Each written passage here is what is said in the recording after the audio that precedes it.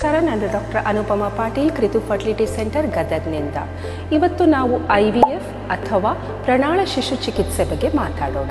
ಇದು ಯಾವ ದಂಪತಿಗಳಿಗೆ ಬೇಕಾಗುತ್ತದೆ ಅಂತ ಮೊದಲು ತಿಳಿಯೋಣ. ನಾನು 15 ದಿನದ ಹಿಂದೆ IUI ಚಿಕಿತ್ಸೆ ಬಗ್ಗೆ ಮಾತಾಡಿದ್ದೆ. IUI ಚಿಕಿತ್ಸೆಯಲ್ಲಿ 3-4 ತಿಂಗಳು ಕೂಡ ಗರ್ಭಧಾರಣೆ ಆಗದೇ ಹೋದರೆ ಅಂಥ ದಂಪತಿಗಳಿಗೆ IVF ಚಿಕಿತ್ಸೆ ಬೇಕಾಗ್ತದೆ.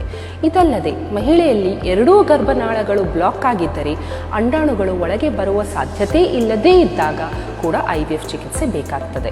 ಇದಲ್ಲದೆ ಯಜಮಾನರಲ್ಲಿ ತೀವ್ರ ಸ್ವರೂಪದ ತೊಂದರೆ ಇದ್ದಾಗ ಅಥವಾ ಎಂಡೋಮೆಟ್ರಿಯೋಸಿಸ್ ಅನ್ನೋ ಕಾಯಿಲೆ ತೀವ್ರ ಸ್ವರೂಪದಲ್ಲಿ ಇದ್ದಾಗ ಅಂಥ ದಂಪತಿಗಳಿಗೆ IVF ಚಿಕಿತ್ಸೆಯನ್ನು ವೈದ್ಯರು ಹೇಳುತ್ತಾರೆ. ಇದರಲ್ಲಿ ಏನು ಪ್ರೊಸೀಜರ್ ಇರುತ್ತದೆ?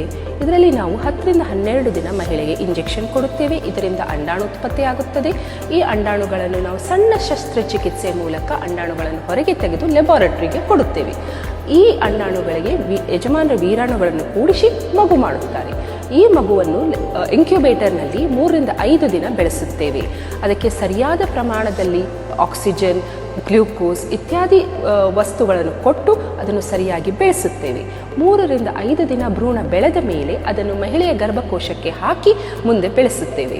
ಇದಕ್ಕೆ ಎಂಬ್ರಿಯೋ ಟ್ರಾನ್ಸ್ಫರ್ ಅಂತ ಹೇಳ್ತೇವೆ. ಎಂಬ್ರಿಯೋ ಟ್ರಾನ್ಸ್ಫರ್ ಆದ 15 ದಿನದಲ್ಲಿ ನಾವು ಪ್ರೆಗ್ನೆನ್ಸಿ ಟೆಸ್ಟ್ ಮಾಡುತ್ತೇವೆ. ಹೀಗೆ ಜನಿಸಿದ ಮಕ್ಕಳು ನಾರ್ಮಲ್ ಪ್ರೆಗ್ನೆನ್ಸಿ ಆದ ಮಕ್ಕಳ ಥರನೇ ಆರೋಗ್ಯಕರವಾಗಿರುತ್ತಾರೆ. ಈ ಚಿಕಿತ್ಸೆ ವಿಶ್ವದಾದ್ಯಂತ ಅನೇಕ ದಂಪತಿಗಳು ಪಡೆದಿರುತ್ತಾರೆ ಮತ್ತು ಅನೇಕ ಮಕ್ಕಳು ಕೂಡ ಜನಿಸಿದ್ದಾರೆ. ಇವು ಆರೋಗ್ಯಕರವಾಗಿಯೇ ಇದ್ದಾವೆ.